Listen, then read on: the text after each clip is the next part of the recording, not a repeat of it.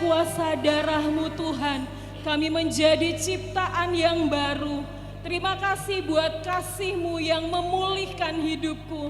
Terima kasih buat anugerah-Mu yang menyelamatkan hidupku.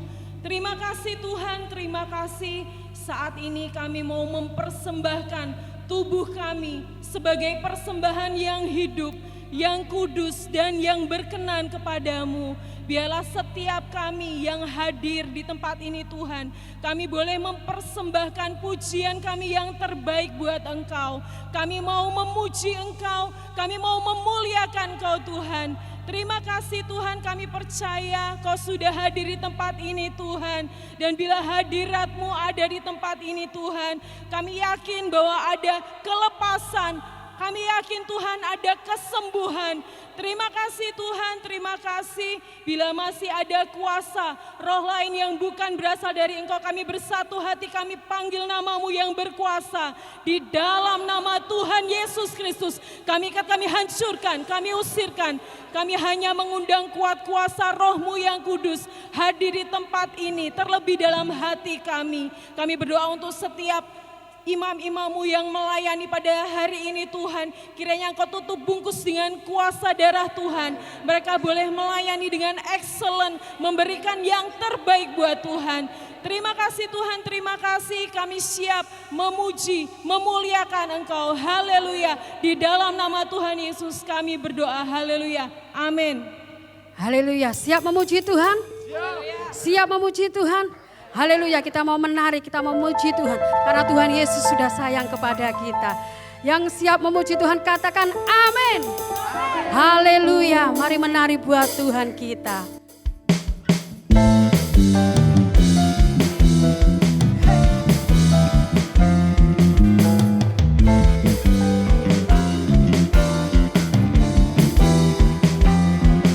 Mengapa Tuhan memberkati kamu semua karena saya? Mengapa Tuhan menyelamatkanmu semua karena saya? Mengapa Tuhan menyembuhkan kamu semua karena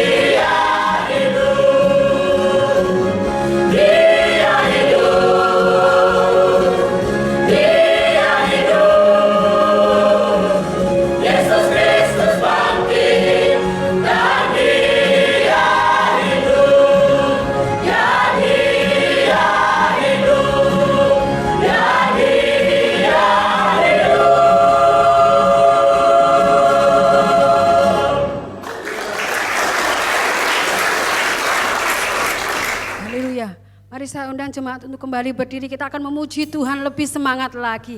Oleh karena darah anak domba kita peroleh keselamatan dan kuasa. Oleh darah anak domba segala kuasa iblis dipatahkan dan dihancurkan. Haleluya.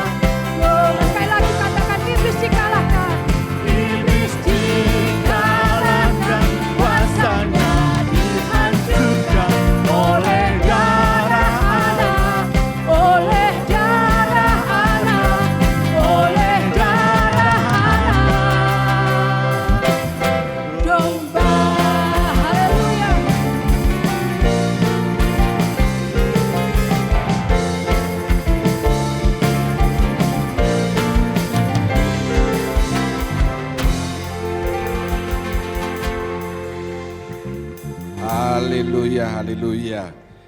Adik-adik yang di atas naikkan sedikit punya saya. Nah ini punya nyala ya.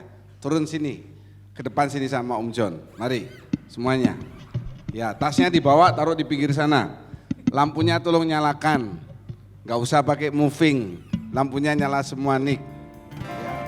Tuhan. Ayo ya, siap. Tuhan. Berdoa. Sayang kamu. Stop dulu. Saudara cari teman dulu ya, siapa Leo jangan kesempatan di gereja, nanti kamu di rumah boleh peluk-pelukan sama Rani. Ya kamu di sini ya. Ayo lagi semua harus punya teman peluk. Kalau nggak punya teman, saya nggak punya apa? Sama saya. Ayo. Tuhan sayang kamu, pelukan. Tuhan sayang kamu. Pak Japel sama Ibu sudah lama menikah, tetapi jarang pelukan kan? Istrinya marah karena dia jablay, jarang dibelai. Dipeluk, coba dipeluk gimana dulu waktu pacaran. Coba dipeluk Pak Jape, peluk dulu, peluk. Itu bukan peluk, itu gandeng, peluk. Iya, ya. Kan nggak mungkin nambah anak, kan nggak mungkin sudah. Ya, mari. Pelukan ya adik-adik. Tuhan. Nyanyi. Pelukan, pelukan saja, pelukan. Tuhan, sayang kamu. Tuhan lagi. Tuhan, sayang kamu. Tuhan, sayang kamu. Ya, sekarang pelukannya boleh begitu, boleh bentuk lingkaran terserah aja ya, tapi jangan dipiting lehernya ya. Oke, kita nyanyi dari depan. 1, 2, 3, 4. Tepuk tangan dulu, tepuk tangan.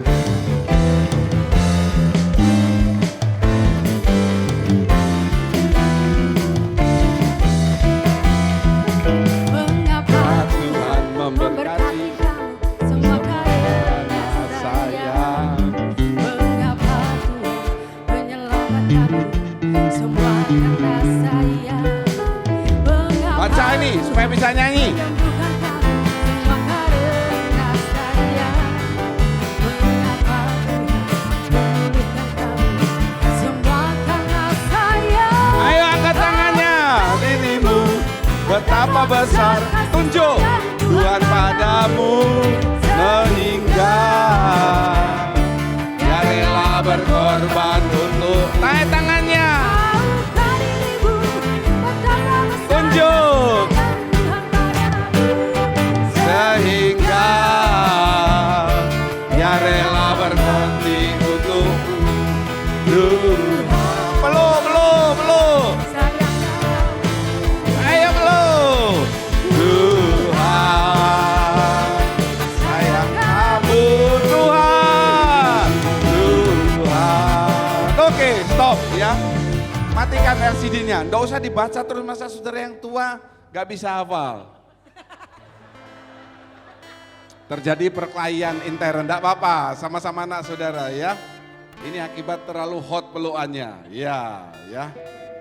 Dipeluk, adik-adik, anak-anak dipeluk, bukan dibanting.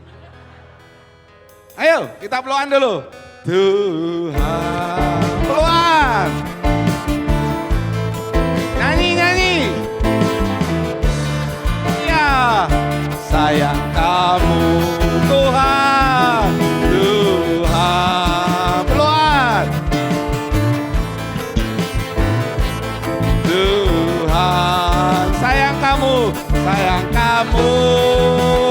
Tuhan, dipeluk. Tuhan, sayang kamu, tepuk tangan untuk Tuhan. Iya. Situ ada yang nangis. Sudah lama saya tidak dipeluk papa mama karena sudah besar dan sudah agak bau. Sekarang dipeluk ya. Oke adik-adik. Mari kita berdoa bersama. Terima kasih Bapa, kami sudah memuji muliakan nama Tuhan. Ada sukacita dalam hati kami. Sebentar kami akan dengarkan sebagian kebenaran firman. Kalau masih ada kuasa kegelapan ingin mengambil benih firman. Bersama kami satukan hati, katakan dengan iman. Dalam nama Tuhan Yesus Kristus, pergi dari tempat ini, dari hati kami. Kami siapkan hati kami sepenuhnya untuk kemuliaan nama Tuhan. Dalam nama Tuhan Yesus, semua mengasihi Tuhan melalui dengan amin. Shalom.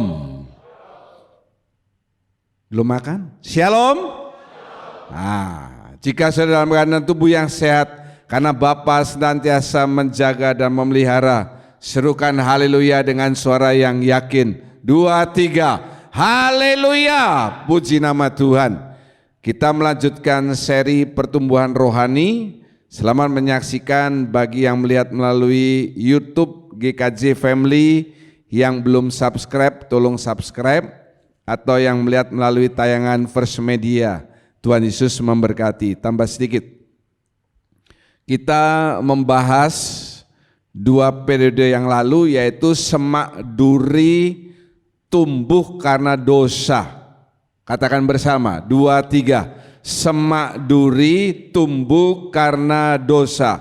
Saya ulangi supaya saudara bisa mengikuti kelanjutannya.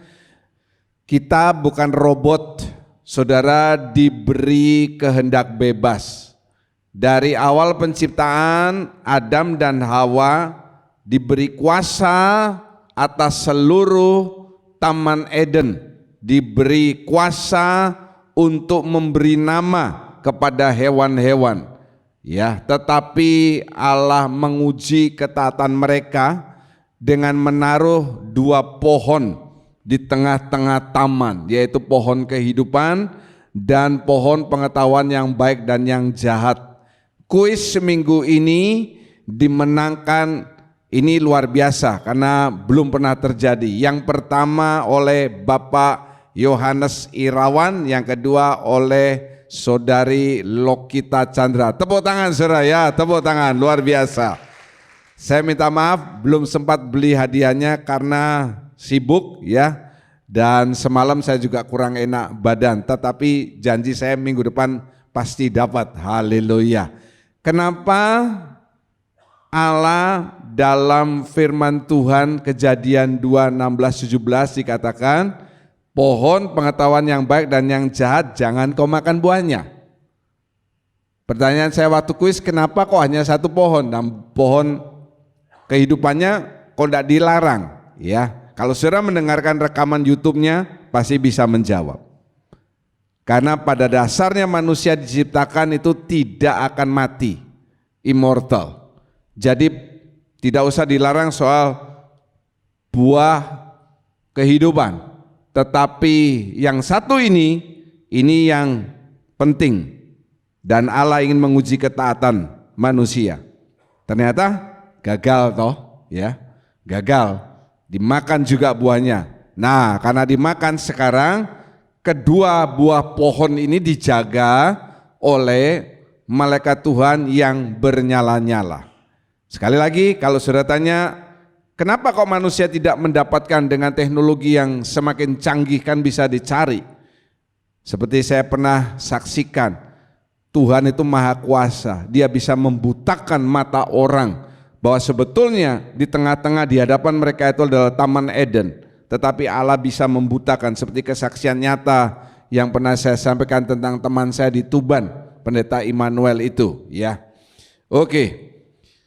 Ciri utama apakah saudara merupakan pohon yang ditanam oleh Bapa atau tidak, sesuai yang diterangkan oleh LCC dalam Kersel pada hari Rabu ya, 2 hal, ditanam oleh Bapa atau tidak ditanam, yaitu punya ketaatan.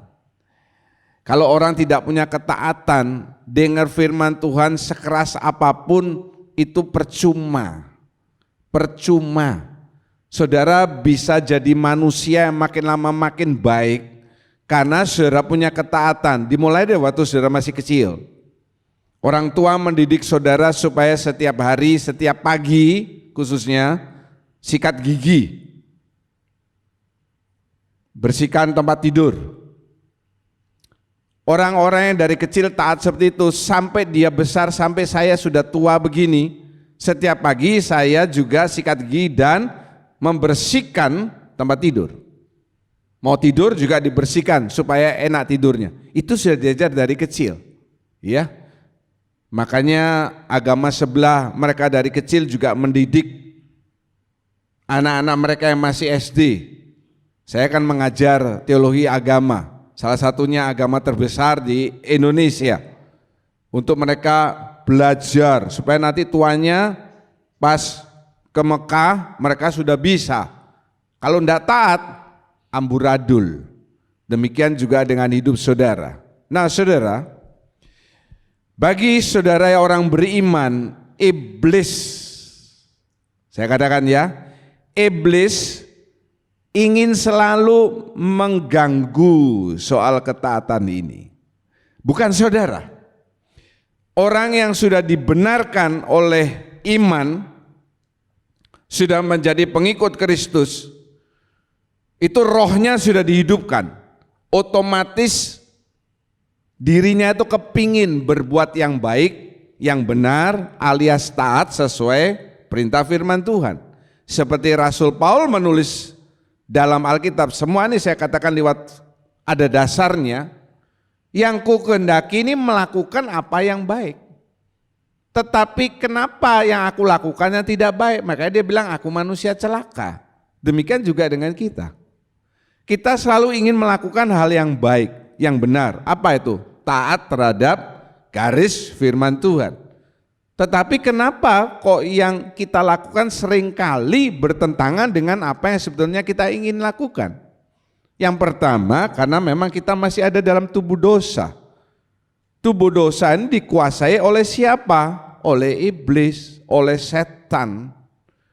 Dan memang dia bertujuan untuk merusakkan ketaatan kita. Sama seperti 6.000 tahun lalu Hawa diganggu oleh ular yang dirasuk oleh iblis. Jadi bukan yang mengganggu Hawa itu iblis, bukan. Ular bukan, tetapi iblis dalam bentuk ular, ya. Menguji apa? Ketaatan, dan dia gagal. Akibatnya sampai sekarang yang perempuan melahirkan dengan bersusah payah, engkau akan melahirkannya laki, semak, onak, duri.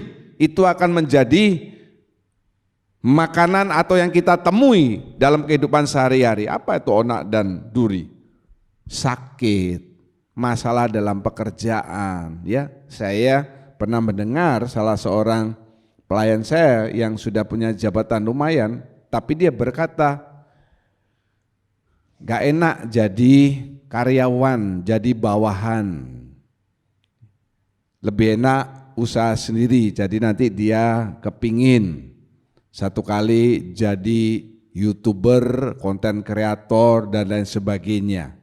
Nah itu dia, itu onak dan duri, tidak ada bekerja itu yang enak. Bekerja yang paling enak itu sekarang sudah tidak ada, dulu ada. Apa itu Pak? Tak kasih tahu kalau saudara nggak tahu. Apa itu saudara? Saudara mencoba kasur, itu pekerjaan paling enak. Coba pikirkan dulu ya. Kan kalau kita ke Tiara, kemana ada pameran atau jual kasur, pernah lihat itu saudara? Ya.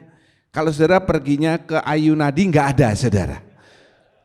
Kalau saudara ke Grand Loki, ke Tiara, itu saya pastikan ada. Sekali lagi, kalau saudara ke Ayunadi atau ke Circle K itu sudah pasti tidak ada. Jualan kasur ya, dulu ada nih pekerjaan itu. Saudara mencoba kasur ini enak apa enggak? Kalau langsung di atas kasur tidur, berarti kasurnya enak. Itu pekerjaan paling enak. Tidur, kasur baru dibayar. Ya, sekarang sudah tidak ada karena tidak perlu itu lagi. Sekarang semuanya kerjanya susah. Boleh saudara lihat kiri kanan, saudara lihat dulu kiri kanan, lihat wajahnya. Kalau itu bukan wajah susah, itu wajah bantal. Itu juga salah satu ujian untuk melihat apakah akar tanaman saudara ini kuat atau tidak. Belum tentu pohon yang besar akarnya kuat. Buktinya apa saudara? Saudara dengar berita banyak pohon yang apa? Tumbang. Belum tentu yang kecil itu tidak kuat, belum tentu. Jadi kalau sudah sekian lama dalam Tuhan, seyogianya akar saudara ini makin merambat, makin ke dalam, makin ke kiri, ke kanan, kuat. Bisa menjadi pemersatu dalam keluarga, bisa menjadi contoh yang baik.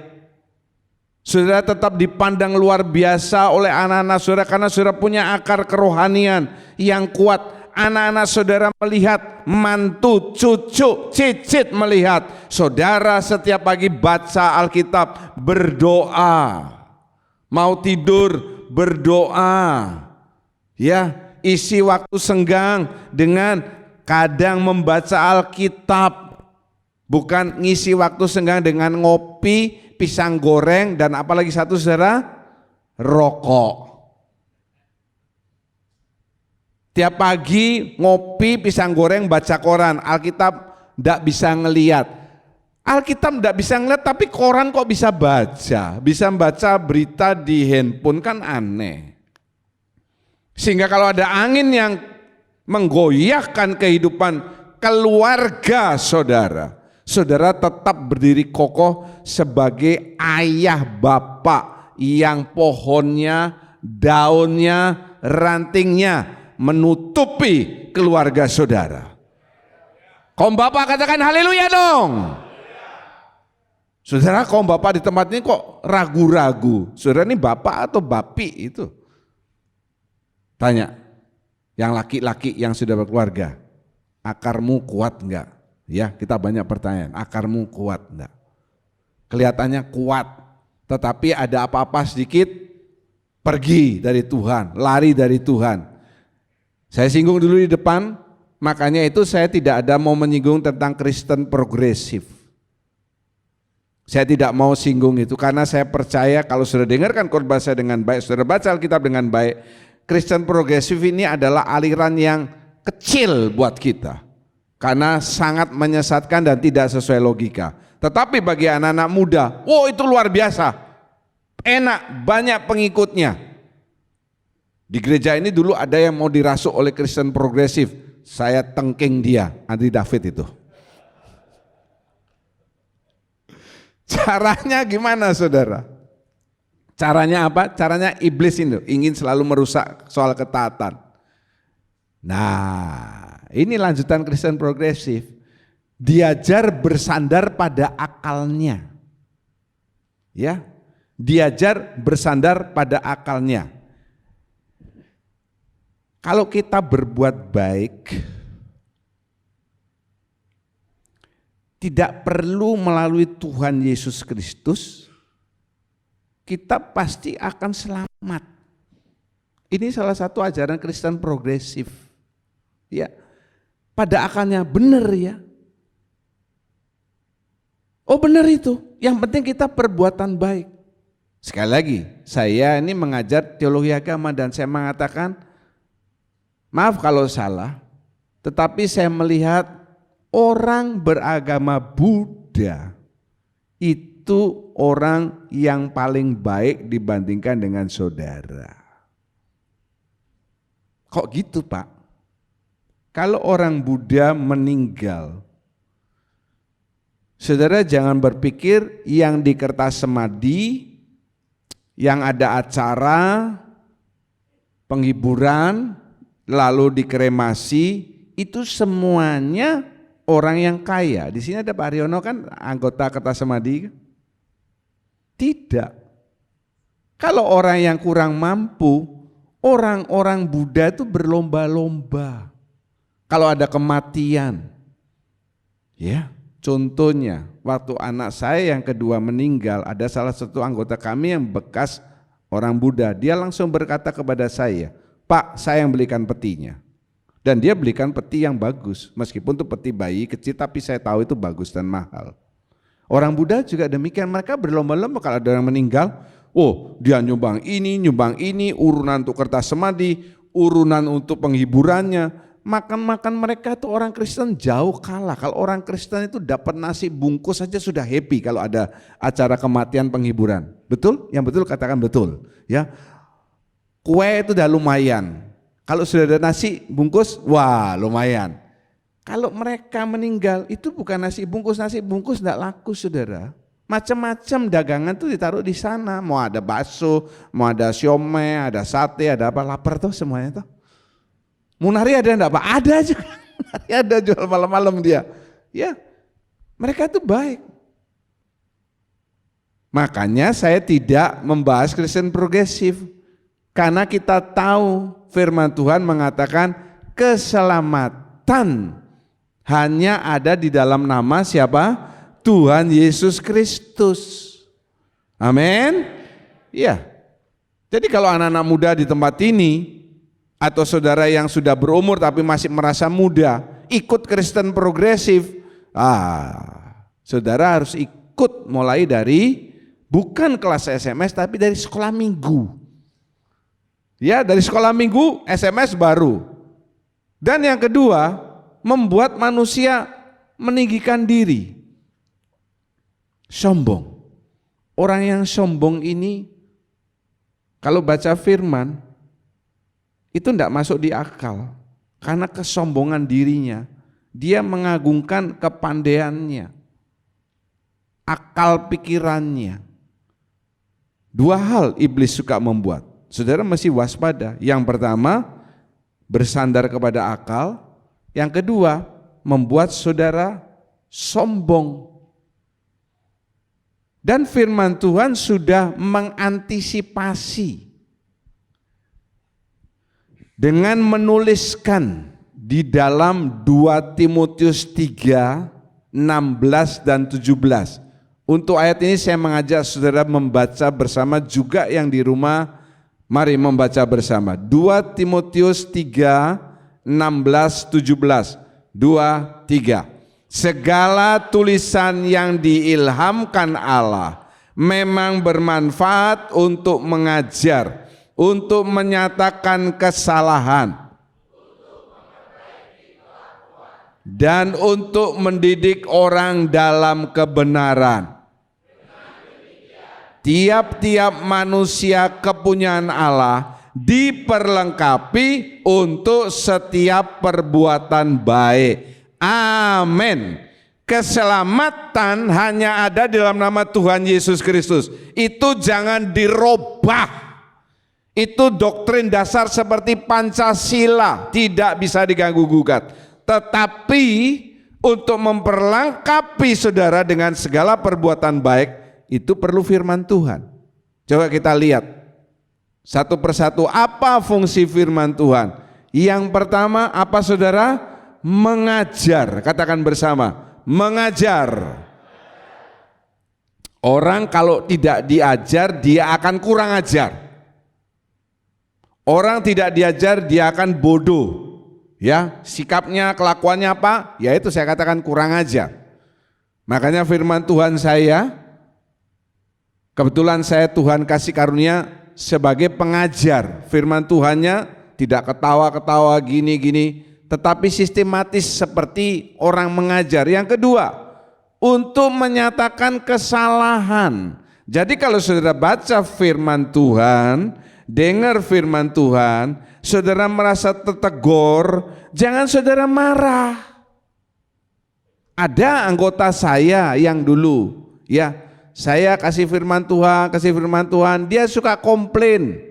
WA, telepon lama, karena apa? Dia merasa tersinggung.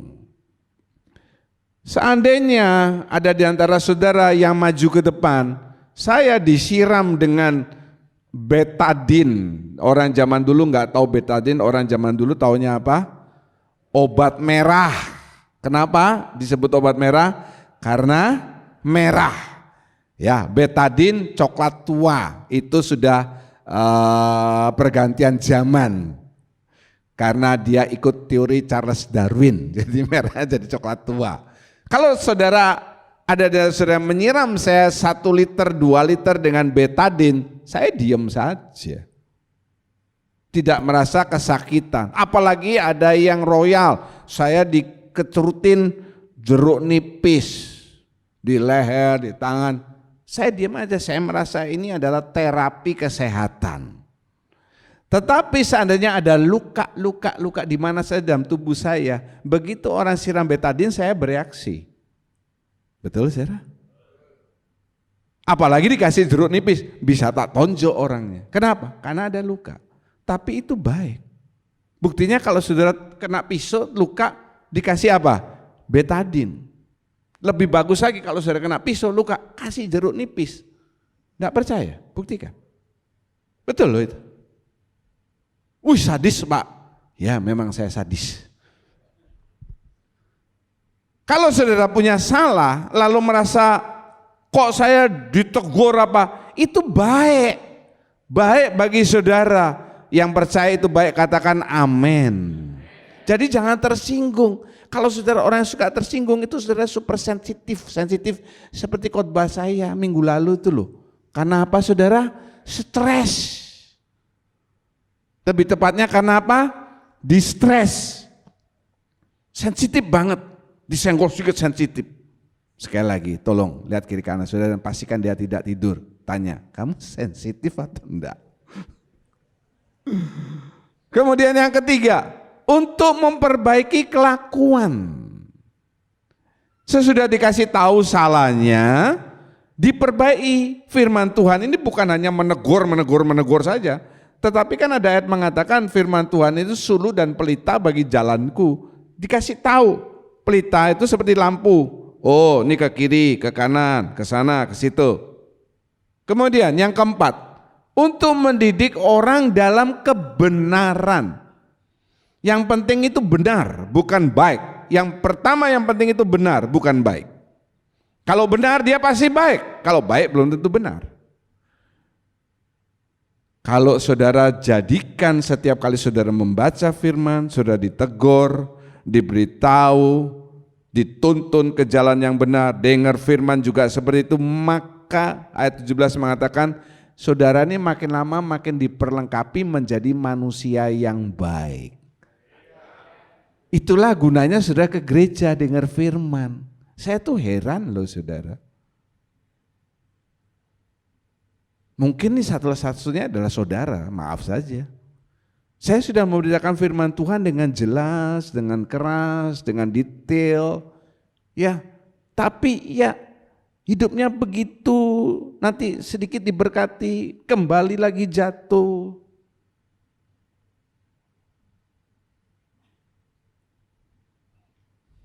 Tadi pagi saya ada bicara dengan seseorang. Saya tanya, gimana di tempat perusahaanmu sudah dibayar enggak bonusnya? Bonus lebaran THR. Sudah Pak, tapi cuma separuhnya. Awal perjanjian tuh akan dapat, tapi ini keuntungan perusahaan sudah besar, ya dibayarnya cuma separuh. Dulu pegawai-pegawai itu kerja dengan giat. Karena tahu akan dapat bonus. Begitu seperti ini, mereka kerjanya biasa-biasa, salah-salah. Lagi pula perusahaan itu dipunyai oleh 3 orang. 1 yang kerja, 2 tinggal terima untung. Orang dia sudah tiap tahun menerima dividen, menerima keuntungan, itu masih ngomel, masih kurang. Padahal orang ini orang kaya, punya hotel, punya minimart di mana-mana. Saya bilang, hati-hati karena firman Tuhan juga sudah ngomong, uang itu ada rohnya, roh mamon. Uang itu hidup karena dia punya roh. Karena itu dompet saudara kan ditaruh di sini yang laki, yang perempuan ditaruh di mana? Di tas, dikempit. Kenapa? Karena ada rohnya. Kalau enggak ditaruh di sini, itu bisa melayang uangnya. Bahkan uang yang sudah ditaruh di dompet saja bisa diambil. Tidak percaya? Coba saudara di gereja taruh dompet di sebelah saudara, dibiarin. Tidak lama itu akan melayang semua uangnya. Kalau saudara tidak bisa mengendalikan yang satu ini, roh mamon ini, dengan berpegang pada roh Tuhan, maka saudara akan dikendalikan oleh roh mamon. Saya tidak bosan-bosannya mengatakan ini supaya saudara ini maju. Janganlah dulu secara rohani, secara jasmani. Makin bulan, saudara makin punya tabungan. Ada yang ditabung, ada yang diapain saudara? Nah, yang sini tidak datang doa malam semua. Ada yang ditabung, ada yang jangan makin bulan setahun, yang ngutangnya ini tambah besar. Kenapa? Firman Tuhan juga sudah mengatakan, cukupkan diri dengan gajimu, udah jelas ayatnya. Jangan kalau gaji saudara 2 juta, pengeluaran saudara 2.200.000, gak usah besar-besar. Lalu 200-nya dari mana ini? Belum saudara memberikannya milik Tuhan. Malah tambah tekor 400 kan begitu. Apalagi kalau penghasilan saudara 2 juta, pengeluaran saudara, kebutuhan saudara, bukan kebutuhan, keperluan keinginan saudara 3 juta. Dari mana yang 1 juta? Baik-baiklah baca di Google, cari sudah pemerintah mengeluarkan daftar pinjol ilegal. Itu dibaca. Sehingga saudara tidak kena di situ. Ya. Kalau saudara lewat pinjaman online, saudara misalnya pinjam 10 juta. Saudara hanya menerima sekitar 8 juta. Dengan alasan 2 juta dipotong administrasi gini. Orang yang butuh uang, ya sudah enggak masalah lah, pokoknya ada uang. Kan begitu? Dapat 8 juta. Nanti lewat beberapa bulan, pinjaman saudara yang 10 juta ini akan menjadi 20 juta. Lewat setahun menjadi 50 juta.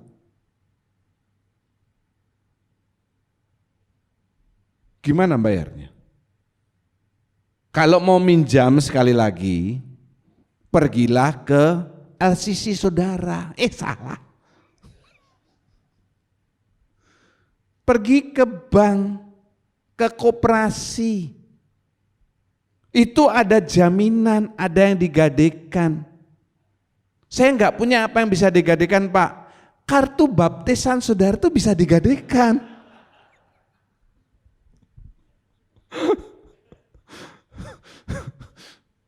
Ya, yang sini sulit sekali membuat ketawa ya. Ya memang dari dulu di sebelah sini roh-roh yang di sana tuh. Ya nanti saya suruh ngeloba itu keramiknya yang hitam, saya suruh jadikan sama putih ya supaya ada suasana malaikat Tuhan di sana. Sampai di mana tadi? Blank langsung. Ya itu dia. Itu saudara harus bisa mengatur keuangan. Sekali lagi katakan bersama. Ada yang ditabung, ada yang ditabur. 2, 3. Ada yang ditabung, ada yang ditabur. Kalau saudara tidak pernah menabur, tidak akan pernah menuai. Sehingga saudara makin lama makin baik karena diperlengkapi. Hidup saudara ini pelan-pelan maju, enggak apa-apa, motor kredit enggak apa-apa. Tapi lunasi. Gitu loh. Coba sekali lagi colek ke kanan saudara. Kasih tahu yang baik. Siapa tahu omongan saudara ini menemplak hatinya dan menyadarkan dia. Karena kita percaya roh Tuhan ada di tempat ini. Haleluya. Kasih tahu ini. Belajar kelola keuanganmu dengan baik. Tunggu dulu. Suami-suami yang sebelahnya istrinya jangan sengaja ini digunakan sebagai kesempatan yang baik. Itu belajar kelola keuangan dengan baik. Nanti pulangnya tambah ribut, kacau. Dan memang Yesus memberikan 2 pelajaran dasar. Ini saya ulangi lagi karena penting. Coba tolong dibacakan Matius 11:28. Pikulah kuk yang kupasang dan belajarlah padaku, karena aku lemah lembut dan rendah hati, dan jiwamu akan mendapat ketenangan. Amin. Apa sih yang penting dalam hidup saudara ini? Apa saudara? Kata-kata terakhir itu apa saudara? Tenang. Dimulai dari mana? Ada orang yang malam itu tidurnya jam 2, jam 3, jam 4. Kenapa? Jawabannya gampang. Kalau kedokteran mengatakan insomnia, betul ya? Pak Koas itu satu. Betul, insomnia, ya. Bukan Indomie ya. Tapi firman Tuhan saya mengatakan karena enggak tenang. Kepingin ini, kepingin. Kalau sudah saatnya tidur, tidur. Tapi saatnya bangun, apa saudara? Kurang yakin.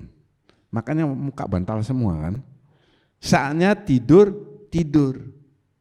Kalau sudah saatnya bangun, apa saudara? Jangan saatnya bangun, masih tidur. Akibatnya muka bantal. Lihat kiri kanan lagi sekali. Muka bantal atau muka guling itu tambahan. Kalau sudah tidur enak, istirahat. Istirahat itu perlu. Kenapa bisa beristirahat? Karena tenang. Nanti itu akan dibuktikan saat terakhir waktu saudara meninggal. meninggal. Kalau hidup saudara ini anyam, meninggali senyum. Tidak bisa loh orang meninggal digini-gini kan, itu tidak bisa. Meskipun meninggal digini kan nanti terakhir juga akan ini. Kalau saudara orang yang enggak tenang nanti meninggalnya bisa begini. Terakhir saya menguburkan Ibu Wayan Chandri, itu ada Pak Firman dan Bu Dian. Ya, wajahnya gimana? Tersenyum, tenang dia. Dia sudah memasrahkan hidupnya sama Bu Dian dan Pak Firman, tenang, anyem dia. Gak usah khawatir makan, gak usah khawatir apa. Tenang itu juga bisa membuat kita berpikir dengan baik. Tenang itu adalah letak kekuatan saudara. Haleluya. Di mana tinggal tenang, dikatakan demikian. Di situ terletak kekuatanmu, enggak gerusa-gerusu. Naik motor juga tenang. Dan makin lama di jalan saya makin melihat yang makin tidak tenang ini adalah pengendara motor dengan jenis kelamin apa kaum pria?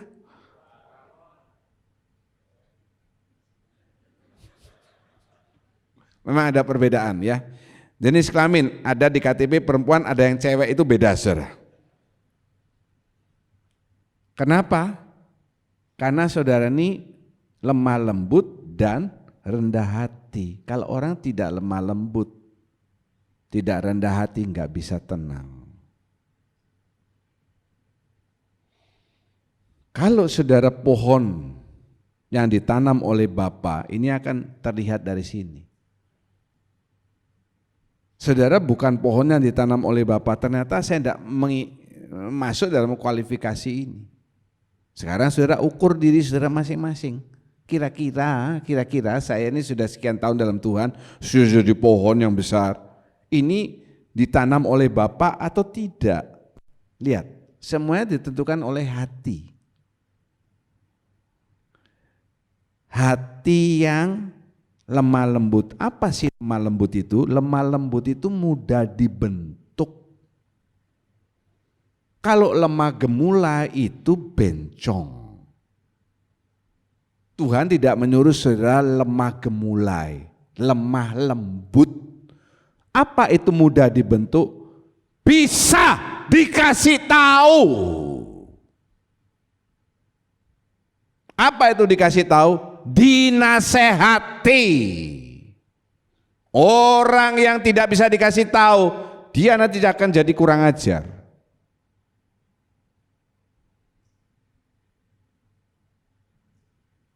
Jadi kalau saudara dengar firman tersinggung, ini komplain apa, itu namanya saudara bukan orang yang lemah lembut. Saudara ingat ada permainan namanya malam. Ingat ya, kalau yang enggak tahu malam ya saya kasih tahu, ada permainan namanya siang. Malam itu bisa dijadikan macam-macam.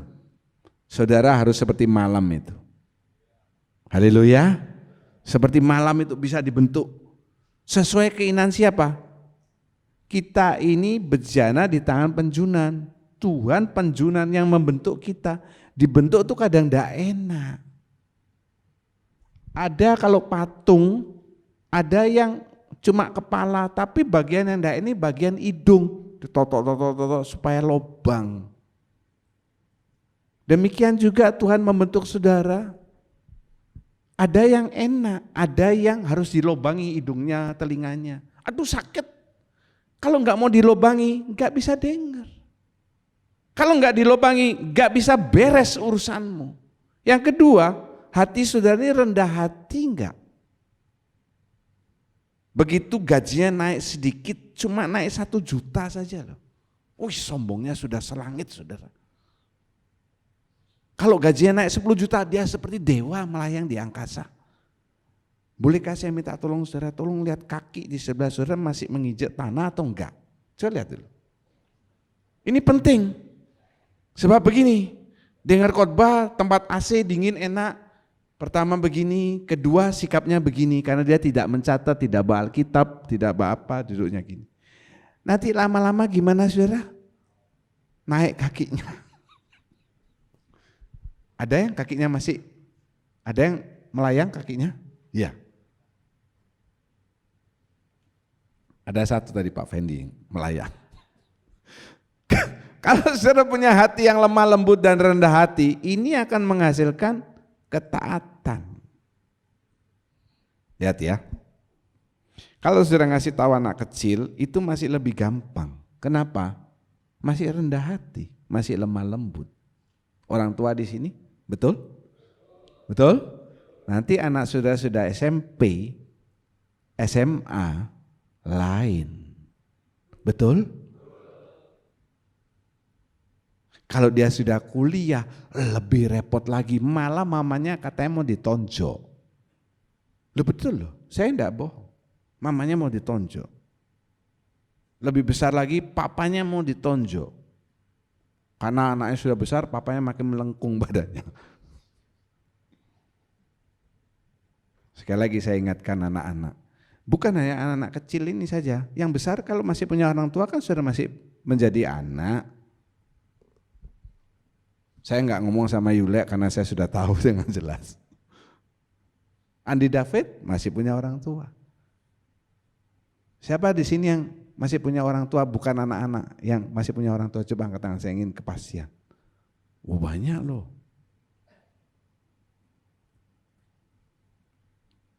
Hormati mereka, ingat mereka sudah tidak bisa bekerja, kasih uang, kirimin apa. Kalau bisa ditinggal dengan saudara itu luar biasa. Jangan ditaruh di panti jompo, apalagi di panti tunanetra, jangan.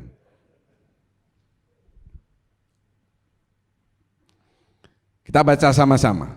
Amsal 4:23. 2-3. Jagalah hatimu dengan segala kewaspadaan, karena dari situlah terpancar kehidupan. Amin. Ya.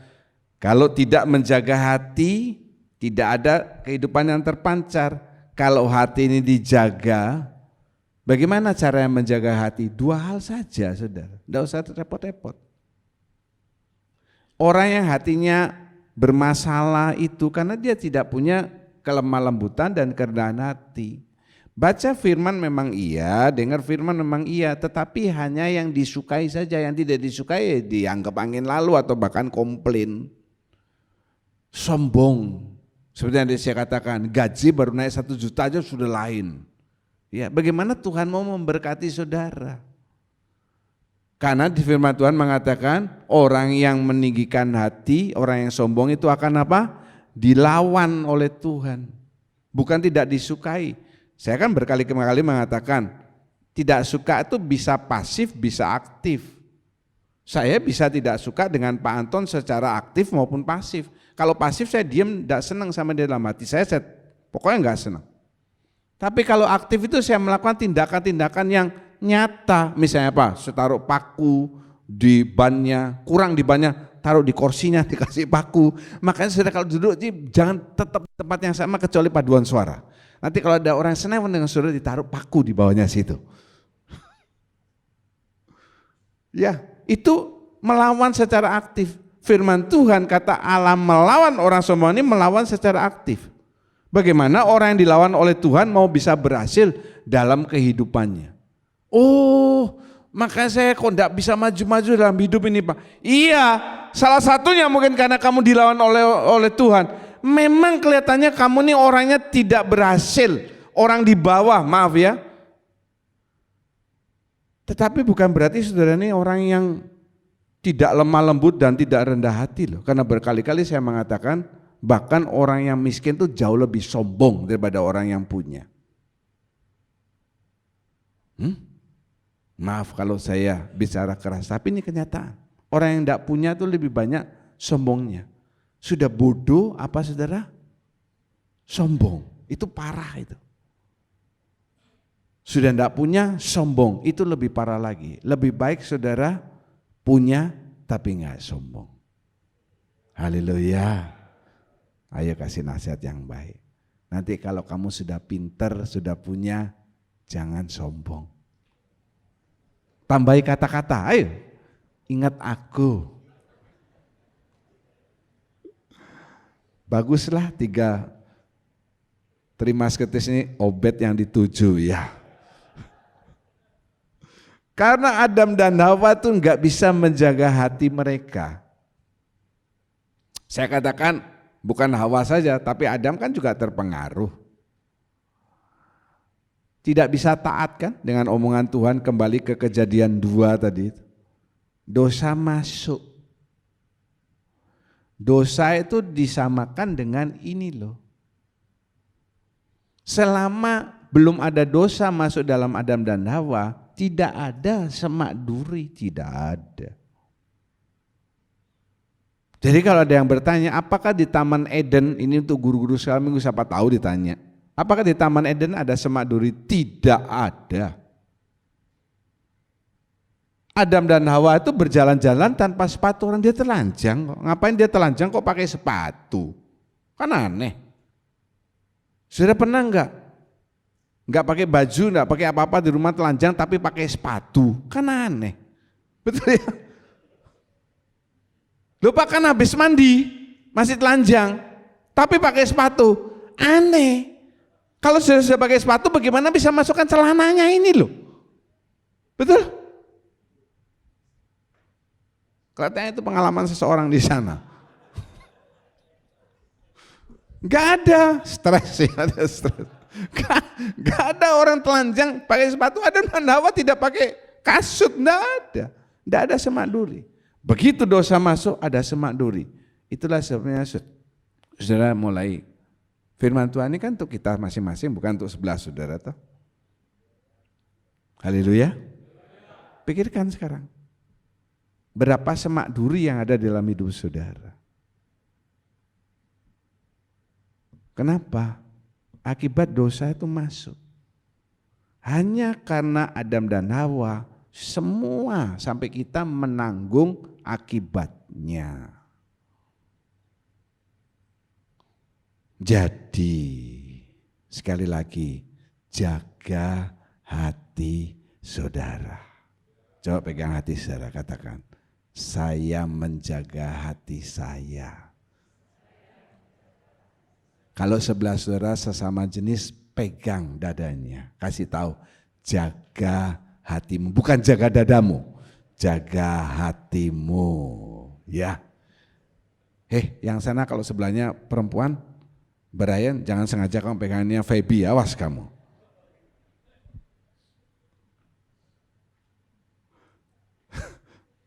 Eden itu artinya kesukaan. Saya heran, bayi di tempat ini tidak ada yang dikasih nama Eden, padahal itu kan nama Alkitab.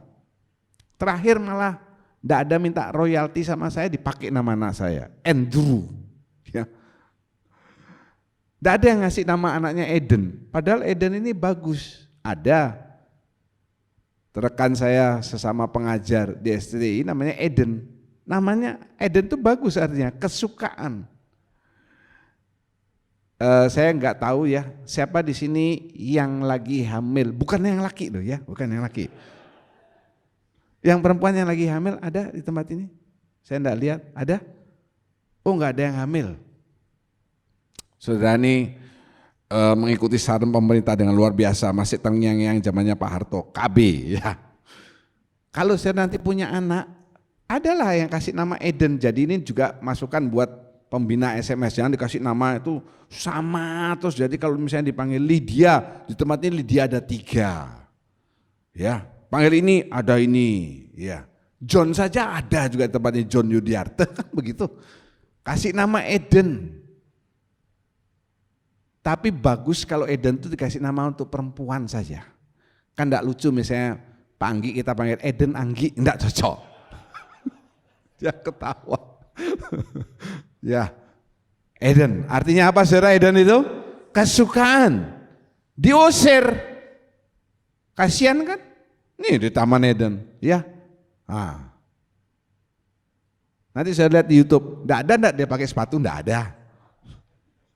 Diusir kemana? Ke tempat yang banyak semak duri dan rumput duri. Di mana itu?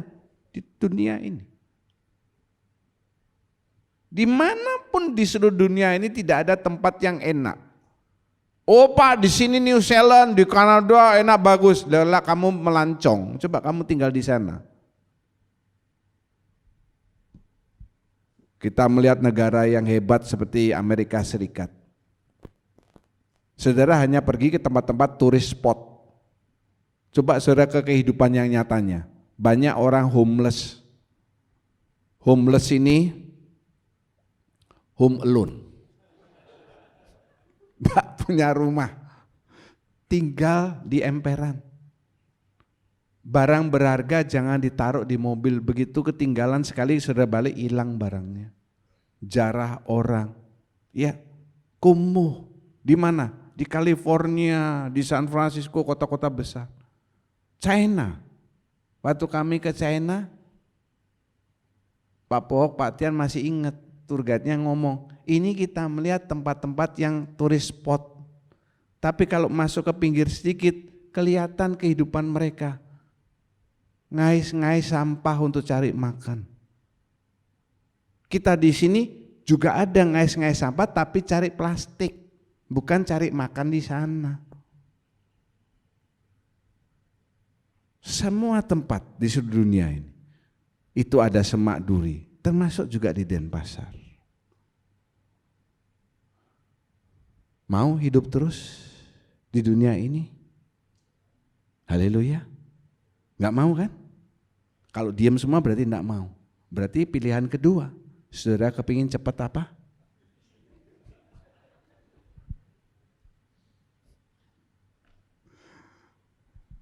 Subtema berikutnya, mari kita baca bersama. 2, 3. Menghasilkan apa saudara bagi Tuhan? Ada yang berbaik hati, tolong ambilkan saya satu ini. Dipetikkan satu tolong. Ini loh gambarnya, ini loh, dipetikkan satu.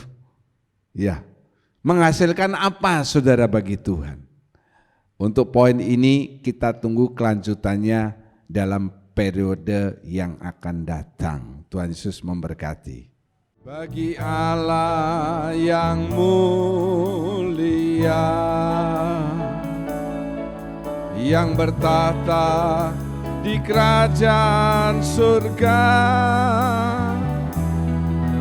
bagi anak domba Yesus Kristus Tuhan, Engkau layak disembah. Mari datang kepadanya,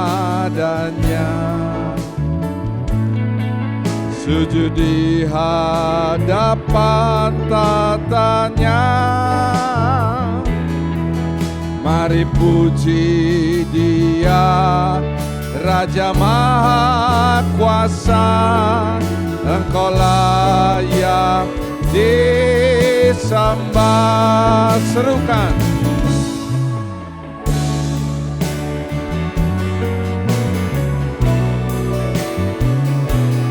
Terpujilah namamu,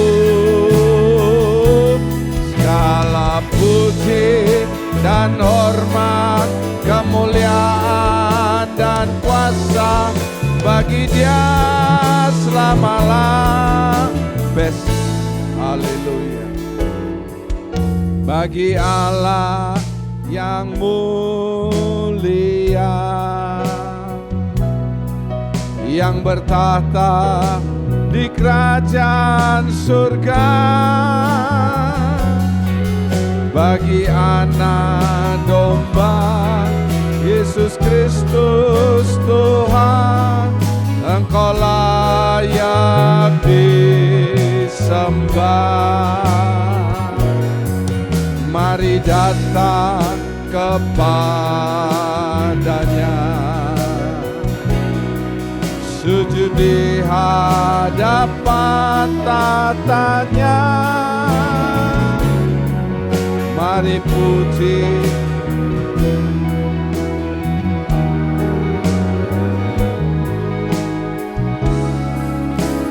disembah.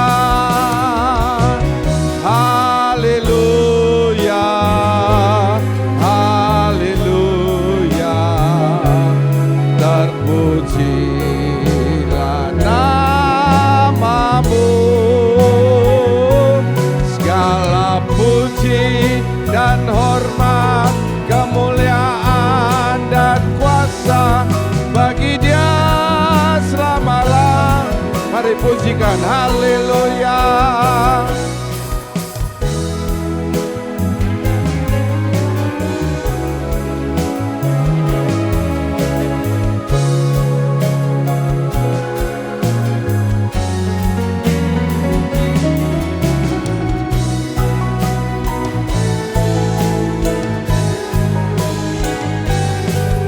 Bagi Dia selamalah segala puji dan hormat, kemuliaan dan kuasa bagi Dia selama-lamanya. Terima kasih Tuhan, kami percaya hanya Engkau yang layak dipuji dan disembah. Haleluya. Terima kasih, tanamkan di firman dalam hati kami, dan supaya kami belajar menjaga hati kami, supaya kami punya hati yang lemah lembut, mudah dibentuk, mudah diberitahu, dan kami punya kerendahan hati dalam hidup ini. Terima kasih. Terima kasih, biarlah firman ini boleh memicu kehidupan kami, supaya makin hari kami makin berkenan di hadapan Tuhan. Karena Tuhan sudah memperlengkapi kami melalui firman Tuhan dengan segala macam perbuatan yang baik. Terima kasih Bapa, segala puji syukur kami naikkan dalam nama Tuhan Yesus. Semua orang mengasihi Tuhan mengakhiri dengan amin. Kami menengadahkan kedua tangan, mengangkat wajah, mengatakan amin untuk setiap pernyataan firman Tuhan yang kami yakini kebenarannya. Kami percaya saat ini tingkap-tingkap surga terbuka. Engkau sedang memandang kami dengan wajah kasih-Mu untuk mencurahkan berkat yang kami butuhkan dalam setiap aspek kehidupan ini. Terima kasih memberkati persembahan yang sudah diberikan. Setiap tangan memberikan persembahan kudus. Janji Tuhan yang luar biasa akan digenapkan dalam kehidupan mereka.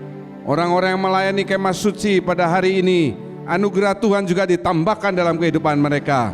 Terima kasih Bapa, pada akhirnya saudara-saudara yang kekasih, Tuhan memberkati engkau, Tuhan melindungi engkau, Tuhan menyinari engkau dengan wajahnya, Tuhan memberi engkau kasih karunia, Tuhan sedang menghadapkan wajahnya kepadamu untuk mencurahkan damai sejahtera. Segala puji dan syukur kami naikkan di dalam nama Tuhan Yesus Kristus. Kami berdoa dan mengucap syukur. Haleluya.